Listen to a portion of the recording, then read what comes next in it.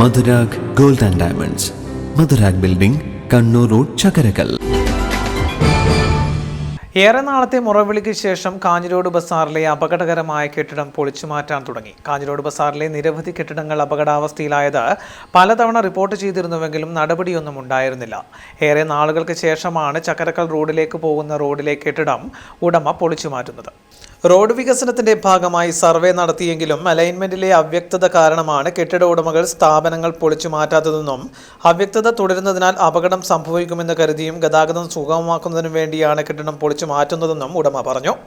നമ്മൾ തന്നെ സ്വയം മനസ്സിലാക്കിയാണ് ഇതിൻ്റെ അപ്പുറം കാത്തു വെച്ചിട്ട് കാര്യമില്ല. ഈ ഒരു ടേണിങ്, ഈ റോഡ് വൈൻഡിങ്ങിൻ്റെ ടൈമിൽ റോഡ് വികസിക്കുന്ന സമയത്ത് ഒരു പ്രപ്പോസലായിട്ട് കുറച്ച് ആൾക്കാർ സമീപിച്ചിട്ടുണ്ടായിരുന്നു. അന്നേ നമ്മൾ ഈ റോഡ് വൈൻഡ് ചെയ്യാൻ വേണ്ടിയിട്ട് ഷോപ്പിൻ്റെ സൈഡ് കട്ട് ചെയ്ത് തരാം, ഇതേപോലെ ചെയ്തു തരാമെന്നൊക്കെ പറയുകയും അത് അക്സെപ്റ്റ് ചെയ്തിട്ട് അതിൻ്റെ കൺസ്ട്രക്ഷൻ കോസ്റ്റായ 2 ലക്ഷം രൂപ അതിൻ്റെ പകുതി നമ്മൾ വഹിക്കുക, പകുതി നിങ്ങൾ സ്ഥലവും തരുന്നു, അതിൻ്റെ കൂടെ പകുതി കോസ്റ്റ് നിങ്ങൾ ചെയ്തു തരാമെന്നൊക്കെ പറഞ്ഞു പോയെങ്കിലും അതിൽ നിന്നും യാതൊരു ഇതും ഉണ്ടായിട്ടില്ല. സാധാരണ ഗവൺമെൻറ് ഇതുപോലെ തന്നെ ഒരു പുരോഗതി ഇല്ലാത്ത കാരണം നമ്മൾ തന്നെ സ്വയം തീരുമാനിക്കുകയും ഈ ഒരു വളവിൻ്റെ ബുദ്ധിമുട്ട് നികത്തിക്കൊണ്ട് ഈ ഷോപ്പ് സ്ട്രെയിറ്റാക്കി മുകൾഭാഗം പൊളിച്ച് നികത്തി സൈഡ് നിലനിർത്താനുള്ള ഒരു കണ്ടീഷൻ നമ്മൾ സ്ഥലം ഈ ഒരു റോഡ് ഈ വളവ് നേരെയാക്കാനുള്ള എല്ലാ പരിശ്രമവും നമ്മളെ ഭാഗത്തുനിന്ന് ചെയ്യാൻ പറ്റുന്ന രീതിയിൽ നമ്മൾ ചെയ്യാൻ തയ്യാറാണ്. ഉടനെ അധികാരികളോട് പറയാനുള്ള അതിൻ്റെ മുന്നിൽ കാലപ്പഴക്കം കൊണ്ട് ജീർണിച്ച് കിടക്കുന്ന ഒരു പോസ്റ്റ് ഉണ്ട്. ആ പോസ്റ്റ് മാറ്റിക്കഴിഞ്ഞാൽ മാത്രമേ നമ്മൾ ഈ ചെയ്തു കൊടുക്കുന്ന ആ ഒരു ഹെൽപ്പ് ജനങ്ങൾക്ക് ഉപകാരപ്പെടുകയുള്ളൂ. ചൂള കാഞ്ഞിരോട് റോഡ് വികസന സമയത്ത് കാഞ്ഞിരോട് ജംഗ്ഷനിലെ ഈ കെട്ടിടം പൊളിക്കാത്തത് കാരണം ചകരകൽ ഭാഗത്തേക്ക് പോകുന്ന വാഹനങ്ങൾക്ക് ഏറെ പ്രയാസം നേരിടുകയായിരുന്നു. ഇപ്പോൾ കെട്ടിടം പൊളിച്ചു മാറ്റിയാലും റോഡിലേക്ക് തള്ളി നിൽക്കുന്ന ഇലക്ട്രിക് പോസ്റ്റ് കൂടി മാറ്റിയാലേ കെട്ടിടം പൊളിക്കുന്നതിനുള്ള ഗുണമുണ്ടാവുകയുള്ളൂ.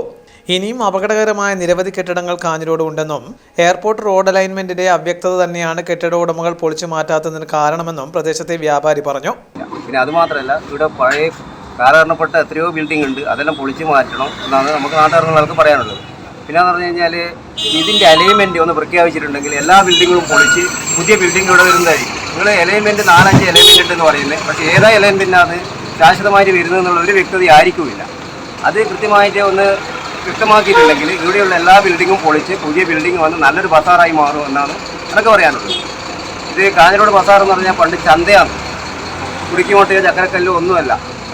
നമ്മളെല്ലാം ഓർമ്മയിൽ എന്ന് പറഞ്ഞാൽ ചന്തയാണ്, കാഞ്ഞിരോട് ബസാറിന് ചന്തയാണ്.